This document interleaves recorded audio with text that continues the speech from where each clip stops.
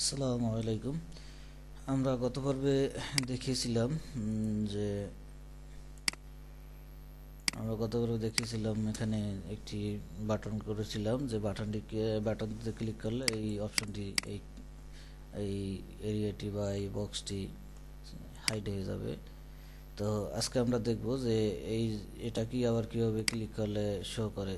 তো সেক্ষেত্রে আমরা করেছিলাম যে এখানে একটি বাটন নিয়েছিলাম, আইডি দিয়েছিলাম টেক্সট, যে কোনো নামই দিতে পারেন, আইডি বা ক্লাস। একটি বাটন নিয়েছি, বাটন নেওয়ার পরে আইডি টেক্সট দেওয়ার পর দিয়েছিলাম যে আমরা যে করে থেকে বুঝিয়েছিলাম যে এই আইডিটিতে যদি ক্লিক করে, মানে বাটনটিতে যদি ক্লিক করে কেউ, সেক্ষেত্রে মেইন এরিয়া নামে যে অপশনটি আছে এই অপশনটি হাইড হয়ে যাবে, যে করি এটাকে হাইড করে দেবে। এটা আমরা এখানে বুঝেছিলাম। তো আজকে আমরা দেখব এই ক্লিক করলে কিভাবে শো করে। যেহেতু এখন আমরা যদি এটা শো দিয়ে দিলাম, এখন এটা তো এমনিতেই যদি আমি রিলোড দিই এটা এমনি শো করে থাকে, তখন ক্লিক করলে আর কি শো করবে। এই জন্য আমরা যদি এখন এখানে এই আইডিটা এই ক্লাসটি সিএসএস দিয়ে ডিফল্ট আমরা ডিসপ্লে নান করে দেই, তাহলে ও ডিফল্ট ডিসপ্লে নান থাকবে।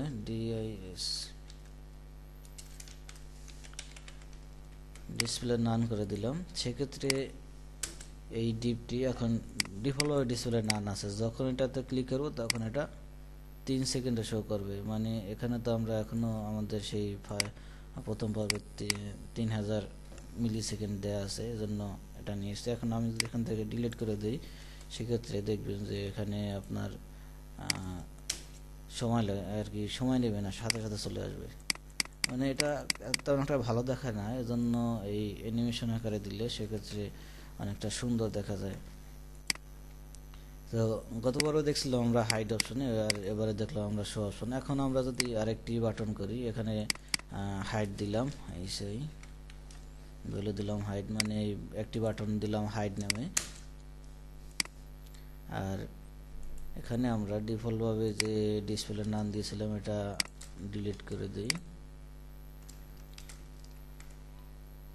ডিলিট করার সময় খেয়াল রাখবেন যে এই যে আমি ডিলিট করতে গিয়ে ব্র্যাকেটটার ক্লোজ ব্র্যাকেটটা কেটে গেছে, এজন্য ব্র্যাকেটটা আবার দিয়ে দিলাম যেন কোনো ভুল না হয়। আর যে করে তো আপনার একটা যদি ছোটোখাটো ভুল হয় সেক্ষেত্রে কোনো কাজ করবে না। তো এখানে আমরা পার্ট 2 দিয়ে দিই, কারণ এখন পার্ট 2 চলতেছে। এখানে আমরা আরেকটি বাটন নেই, বাটনটি এটা দেব শো। এখানে আমি শো দিই, আইডি শো। এখন আমি যদি এটা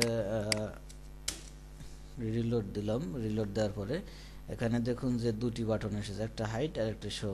তো হাইডে ক্লিক করলে কিছু হচ্ছে না, শোতে ক্লিক করলেও কিছু হচ্ছে না, কারণ এখন হাইডের আইডি হচ্ছে টেক্সট। তাই টেক্সট আইডিতে যদি কেউ টেক্সট আইডিতে যদি ক্লিক করে সেক্ষেত্রে এটা হাইড হয়ে যাবে। আমরা বোঝার সুবিধার্থে এই আইডিটাকেও আমরা হাইড দিয়ে দিই।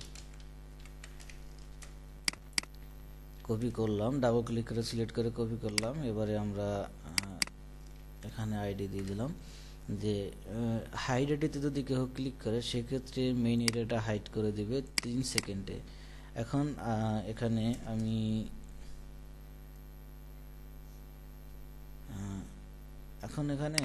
আবার যদি কেউ শো আইডিতে যখন ক্লিক করে, এখন শো আইডির কোনো কাজ করিনি, সেক্ষেত্রে এখন দেখেন হাইডের কাজ করেছে, এজন্য হাইডে ক্লিক করলে 3 সেকেন্ড হাইড হয়ে যাবে, এখন আর শো হচ্ছে না। তাই শো করার জন্য আমাদের আবার এই আইডি দিয়ে কাজ করতে হবে, যে এই আইডিতে যদি কেউ ক্লিক করে সেক্ষেত্রে শো করবে। তো আমরা শো এখানে শো লেখলে হবে না, এখন আমরা এইটা শুরু শেষ কোথায় দেখেন, এটা শেষ কিন্তু এই যে আমি ধরার আর কি ক্লিক করার পরে এখানে চলে আসছে, বা এই শেষেরটাতে ক্লিক করলে এখানে চলে আসছে, এটা শুরু কোথায় এখানে। তো আমরা এই ফাংশনটি কি আবার কপি করব, নোটপ্যাড প্লাস থেকে সিলেক্ট করে কন্ট্রোল ডি প্রেস করলে এটা কপি হয়ে যাবে। তো এখন এখানে আবার আইডিটি শো আইডি দিয়ে দিলাম,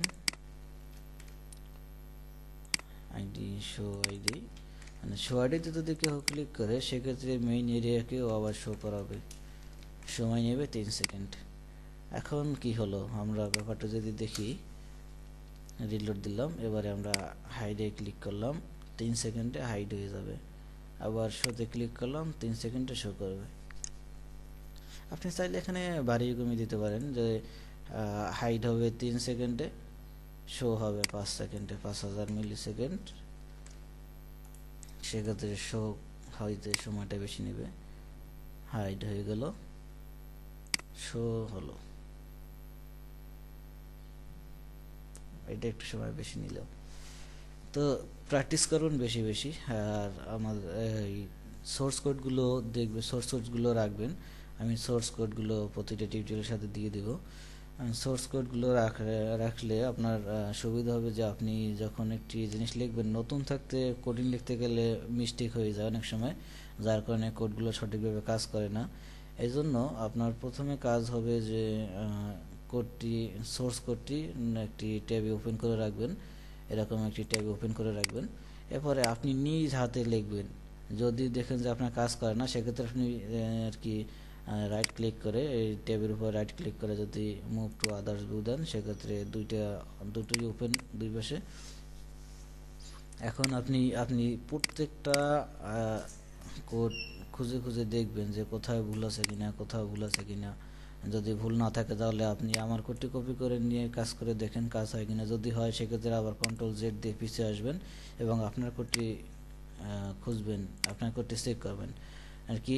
আপনার নতুন শিখবেন সেটা ভালো, কিন্তু আপনার যদি কোনো এরর আসে, আপনার কোডে যদি কাজ না করে, তো ওই কোন সমস্যাটার জন্য আপনার ওই আর কি কাজটি হচ্ছে না, এটা খুঁজে বের করা খুবই জরুরি।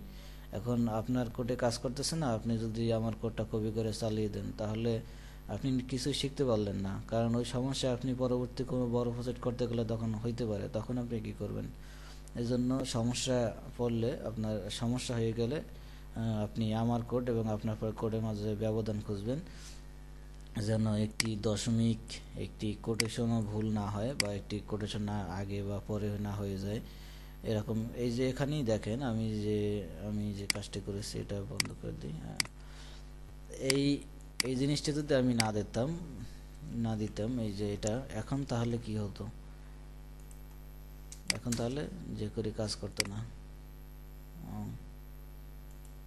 ওটা করেছে, কিন্তু এটা কি করবে, এটা করে না, এটা তো করে। সরি, তাহলে আমার কথা ভুল আছে, আমি একটু দেখে নেই। এখন করে হয়তো বা, আমিও তো বলছি প্রথমেই বলেছি যে আমি আসলে শিখতেছি নতুন, হয়তো ভুল হতে পারে, কিন্তু আমার জানা মতে এই সেমিকোলনটি না দিলে কাজ করবে না। তবে আপনারা দিবেন, আর যদি আপনারা আমার থেকে ভালো জানেন তাহলে কিসের জন্য হলো আসলে আমাকে জানাবেন। আর এটা আপনারা দিয়ে রাখবেন, কারণ পরবর্তী কোনো কাজে হয়তো বা সমস্যা হতে পারে, এজন্য যেন সমস্যা না হয় সেদিকটা খেয়াল রাখবেন। তো ঠিক আছে, তাহলে ভালো থাকেন। আজকে পর্ব এখানে শেষ করতেছি। আল্লাহ হাফেজ।